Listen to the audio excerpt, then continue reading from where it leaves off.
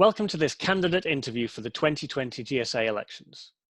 The GSA is the primary representative body for postgraduate students at the University of York and is run by students for students.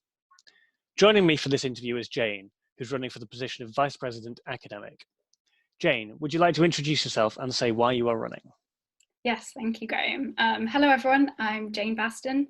I'm running for Vice President Academic. So I'm running to be VP Academic. As you may know, I've been doing the role for the past 8 months since September, and I've become really passionate in that time about improving the experiences of postgraduate students at York, specifically their academic experiences. And throughout that time, there's a lot of great things that York does, but there's also a lot of things that we need to fix. And I've been kind of developing areas that I really want to work on and to continue working on over the next year.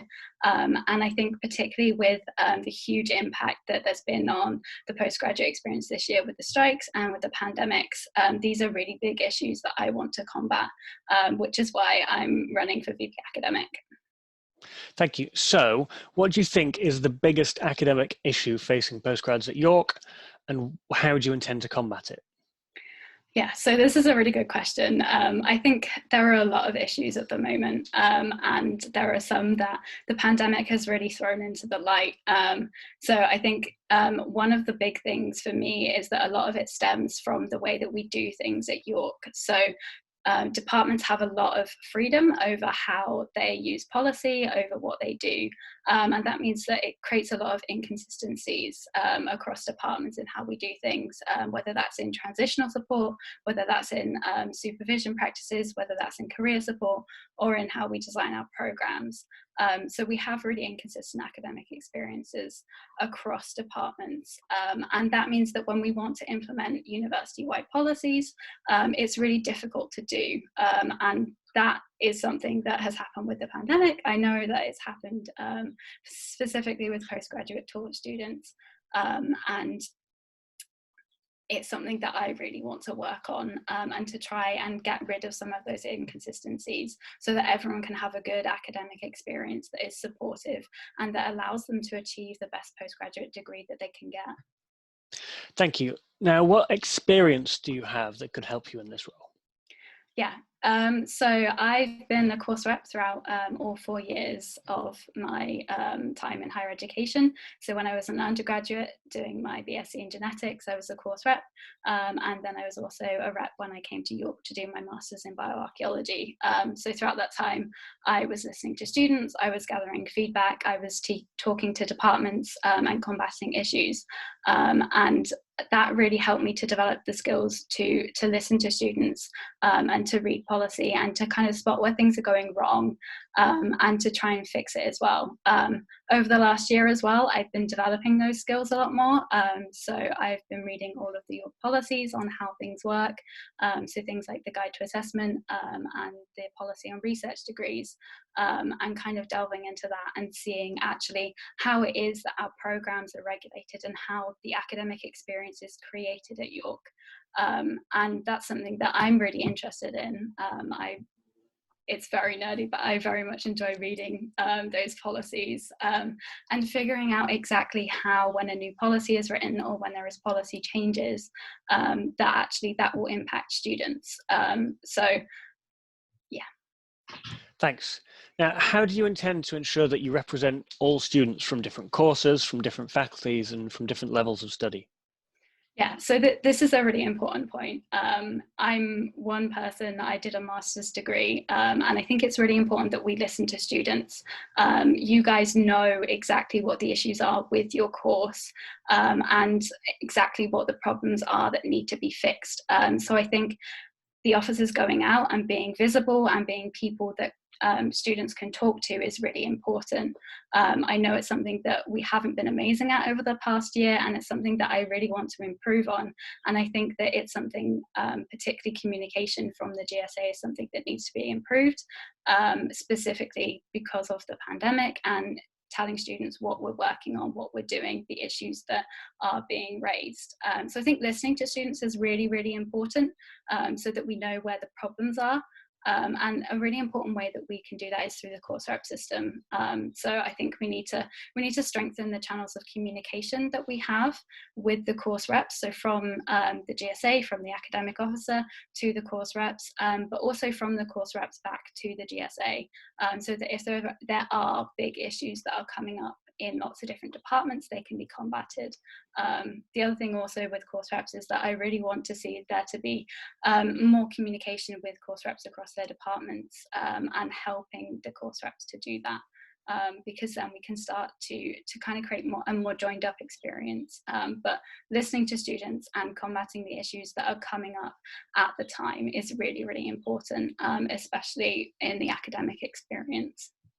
Just picking up on that point about improving the course reps system and communication with course reps, how exactly do you think this should be done, and what do course reps need?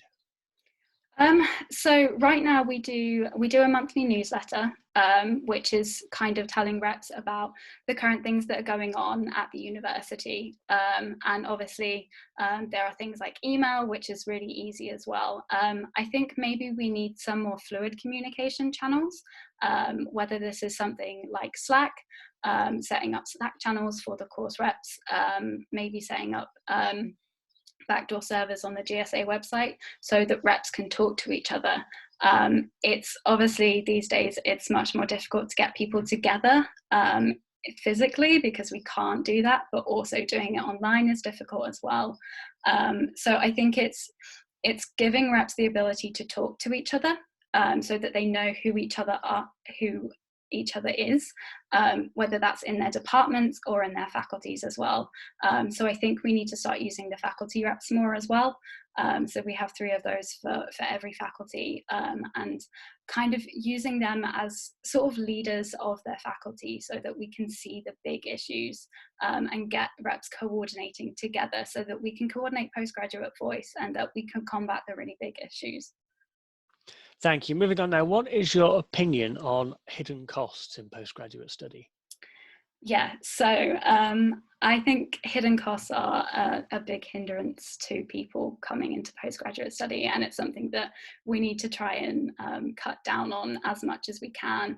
Having to pay for books, having to pay for printing is something that it can eat into your bank account, especially if you're getting to the end of the time where you've almost depleted any loans that you've taken out. So I think we should be trying to cut them as much as we possibly can. I know that there have been strides taken towards this in the university. So for example, dissertation printing is now free. All students are provided with, I believe it's about £10 worth of printing credit as well. And I know that the library also has been making some really great strides towards getting as many resources online as possible. So I think it's something that we really need to be looking into. I don't know where all of the hidden costs are, so that would be something that I would be really keen to find out, so that we can combat them, and kind of get rid of them so that postgraduate study is accessible for everyone. Thank you. Now, graduate teaching assistants are represented by both the JSA and by UCU. So how will you work together, and what will be your priorities for GTAs? This is a really important relationship. GTAs are very exploited in higher education, and casualisation of the higher education workforce was one of the big factors in the strike. And so I've been working with UCU over the past year. So we've been supporting them, particularly talking to them about GTA contracts, and the university is now committed to doing that for the next academic year. So I think for me, it's really supporting UCU in that and saying that this is something that we believe is really, really important for GTAs, that they should all be on contracts for the next academic year. I think as well, I really want to try and strengthen the GTA network. So this year it really hasn't done a lot. And I think we need to get UCU involved in that as well, so that postgraduates who teach know that they have an employment union that represents them, that they can join for free, and that they have that support there. So that would be my plan for working with UCU for next year. Thanks. It's well known that international students pay significantly higher fees than home and currently EU students. So what would you do to improve the benefits they get from the university for those higher fees? Yeah, so I know that postgrads are, international postgrads are around 60% of our postgraduate population, and I'm not an international postgraduate student. So a lot of those issues I'm not aware of. So I think for me, it would be seeking out the students that do know what the issues are, finding out those issues and then working to combat them. I know that there are issues around the leave of absence policy, and that when taking a leave of absence, international students often have to go home and then come back. And that's something that we can't necessarily change at the university, but I think it's something that we can be providing greater support for students so they don't necessarily feel like they need to go on a leave of absence. I think as well, we need to be providing more support for supervisors, particularly in departments where there are really high international cohorts, so that supervisors can make sure that they're supporting the international students. I think it's also about transition. Coming to a higher education institution in the UK is really difficult, and transitioning into postgraduate study for anyone is difficult as well. And making sure that the international students have the support and the knowledge so that they can thrive while they're doing their postgraduate study is really important. Thank you. What will you do to make sure that the academic needs of distance learners are well catered for?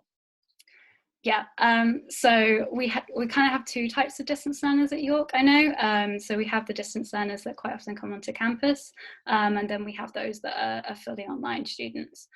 So for those that come onto campus, I would be really keen to make sure that they know that the GSA is there and is able to support them if they need it. Because they're only on campus for around a week or two at one time in an academic year, I think maybe not necessarily putting on events for them, but going along to where we know that they're going to be present so that they can see that the GSA is there, and occasionally contacting them throughout the year is really important too. For our online distance learners, I think for me the really important thing here is to give them a course rep system.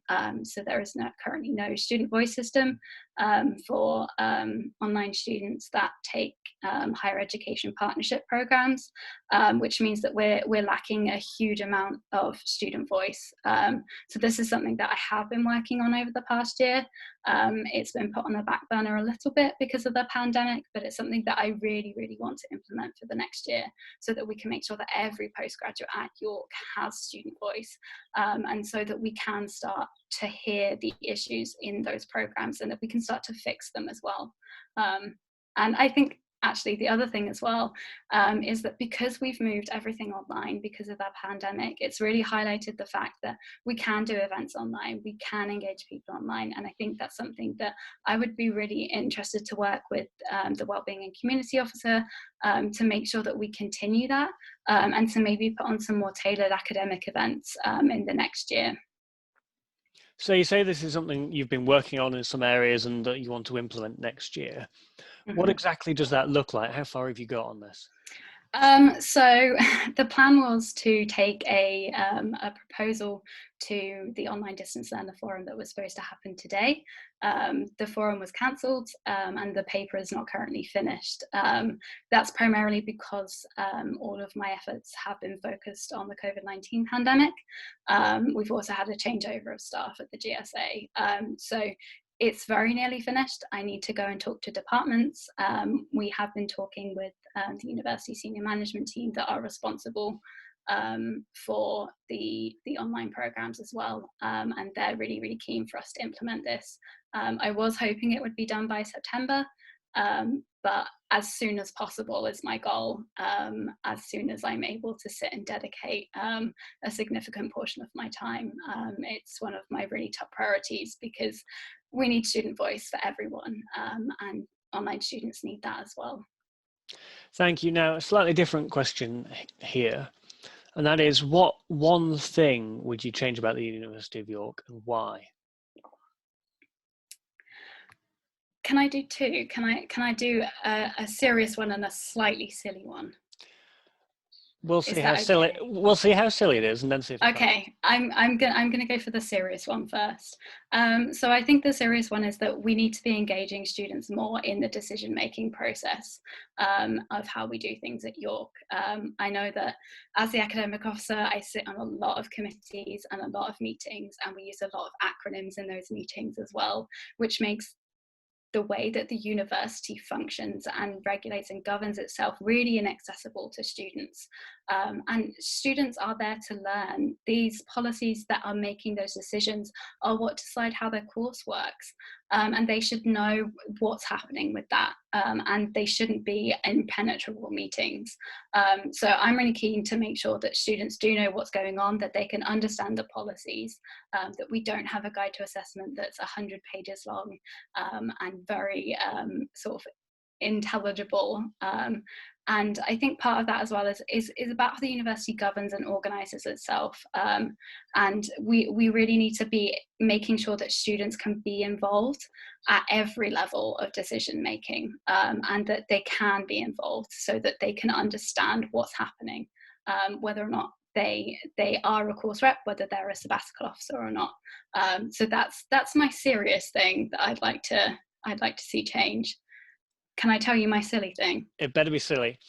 I'd like them to stop emailing my personal York email account, because having so many tabs open on my computer is making it make really funny noises.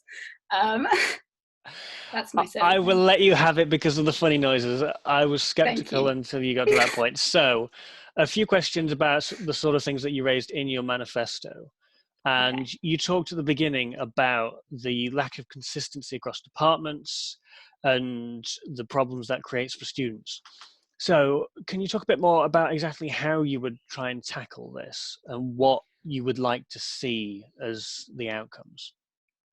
Yeah, so I don't think it's an issue that we can fix in the next 12 months. First of all, I don't think that this time next year everyone will be doing things the same way. I think it's something that needs to go into the university strategy. I think it's something that the university needs to make a commitment to into providing a more consistent academic experience. So one of the really big things that I'd like to see is having a more standardized way of designing our master's programs. Having a more standardized way of designing all programs at undergraduate level as well.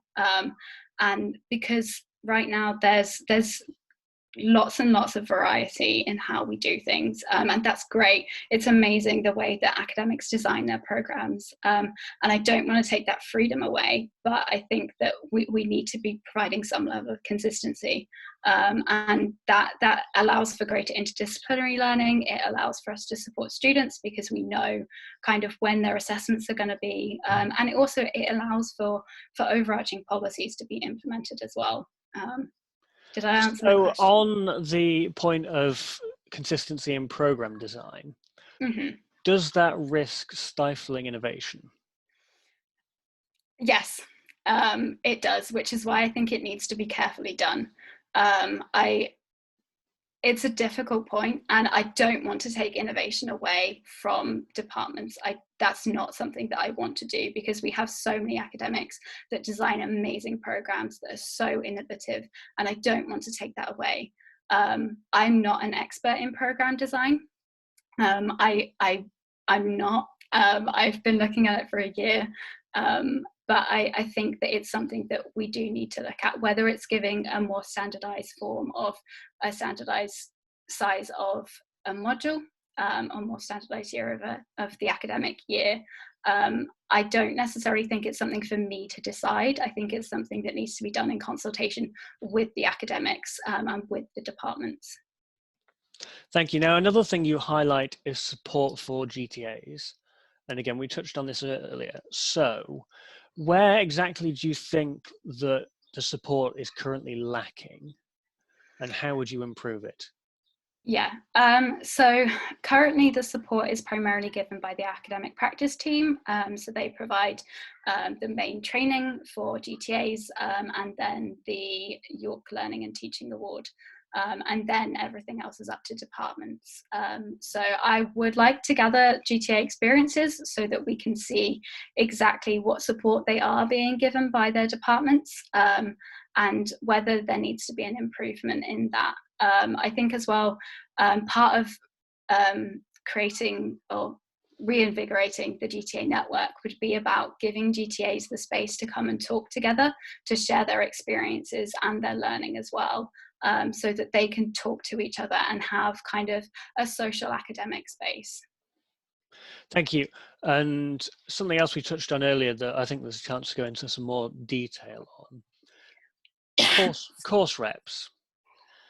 And specifically, how do you think that course reps for online programs need to be supported further than they currently are to input and represent their students in the same way that course reps on physical in-person programs can? Yeah, so I think the support for online course reps is going to be really important, because they won't be able to come to the GSA offices. They won't be able to come and speak to the academic officer or the representation democracy coordinator. They won't be physically in the room for a lot of the meetings as well. So I think part of it will be about making sure that they have the resources to know what they're doing. And so that they know how to feed into those meetings, so that they know what's happening at those meetings. But I think it's also about making sure that the reps have the way to communicate with their students. So I know that we use Canva or Canvas, I think it's called, for all of our online programs. And I don't know what that looks like because I'm not an online student. But I think it's about giving the community sense to those programs so that the reps can find the issues and then bringing them to the departments and making sure that the departments know who the reps are, and that the departments are in contact with them, and that the reps know that they can get in contact with the department and with the academic officer and the GSA as well. So moving away from the specific issues that you've raised so far, what lessons will you take from your first term in office, and how will they help you achieve the things that you've put in your manifesto? Yeah, so I've learned a lot this year. So I think a lot of the things that I've learned are about how we communicate with students. We've done a lot more of it since we've moved online. We've used social media a lot more, but I don't think that should be the primary form of communication that we have with students, because I know that not everybody uses social media, not everybody wants to, not everybody feels comfortable to. So I think it's having more regular communications from the sabbatical officers. I think as well, a lot of my learning this year has been about how the university works. York, as I said, is a complicated system of moving parts, of committees, of people, and knowing who people are, knowing who is responsible for what, who to email about specific issues is really important.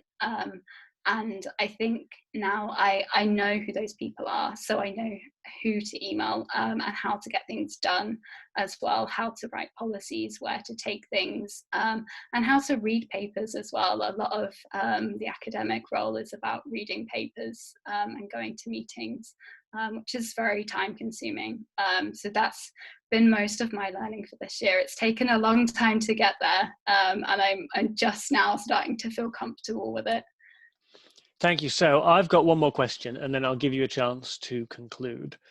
And that question is, in one sentence, why should people vote for you?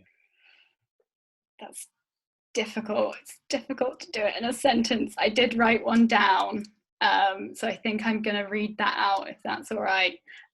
So people should vote for me because I'm passionate about putting postgraduates at the heart of the decision-making processes at York, and I have a plan to fix the structural problems that have prevented students from being at the heart of those decisions so that we can prevent further issues from developing as well.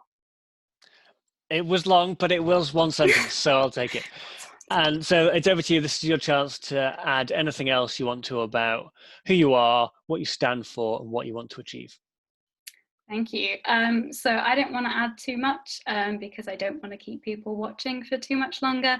But I really want to say that I'm really passionate about making sure that postgraduates are considered in the decision-making processes and that we're fixing the causes of a lot of the problems that have happened this year.